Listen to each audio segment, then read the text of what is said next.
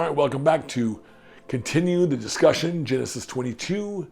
And this chapter is one of the most intense and difficult in all of Genesis, number 22. It doesn't give us easy answers, but it does draw us into the depth of what faith really means.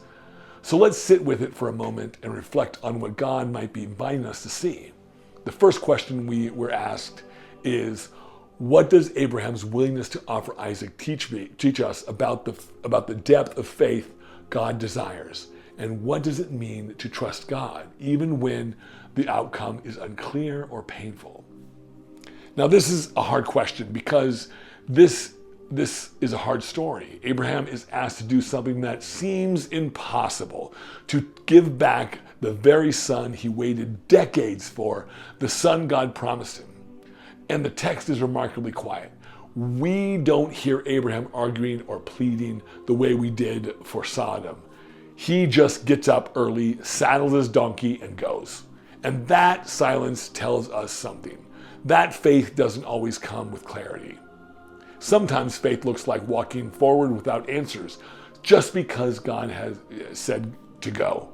Abraham's actions show us that trusting God isn't about understanding everything in the moment. It's about believing that the one who promised is still good, even when it costs us something. But here's what's just as important. God never intended for Abraham to lose Isaac. This wasn't about cruelty. It was about refining trust. And when Abraham lifted the knife, God stopped him. Why? Because Abraham had already given Isaac in his heart. God didn't want the child. He wanted the trust. He wanted the trust behind the offering. And that brings us to the second question. How does this story shape our understanding of God's provision? What does the Lord will provide mean to you when you're facing your own tests of surrender? It's easy to read this story and only focus on the test. But woven right into the heart of this is a beautiful moment. Abraham looks up and sees the ram caught in the thicket. Right when all seemed lost, God provides what was needed, and Abraham names the place the Lord will provide.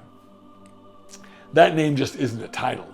It's a declaration of who God is. It means God sees our obedience. God sees our fear. God sees our sacrifice. And when we walk in surrender, He meets us there with enough.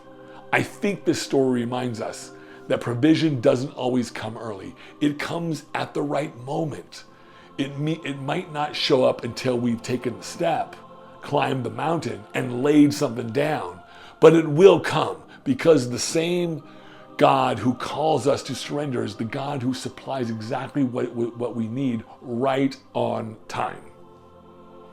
Now, Genesis 22 invites us into a deeper faith, not a faith that avoids pain, but one that trusts through it, not a faith that clings tightly, but one that opens its hands, and not a faith that walks by sight, but one that walks by trust in the character of a faithful God. So wherever this chapter meets you today, whether you're being asked to let go of something or to step into certainty or to wait on provision, remember this: the Lord will provide. He always has, He always will. Let's keep walking forward together. Now, if you want to continue the discussion even further, drop some comments below, or otherwise stay tuned for the next chapter, chapter 23 tomorrow. I'll be reading that, and then we'll be doing another deep dive and another continuing discussion then as well. Thank you so much for following along, and we'll see you tomorrow.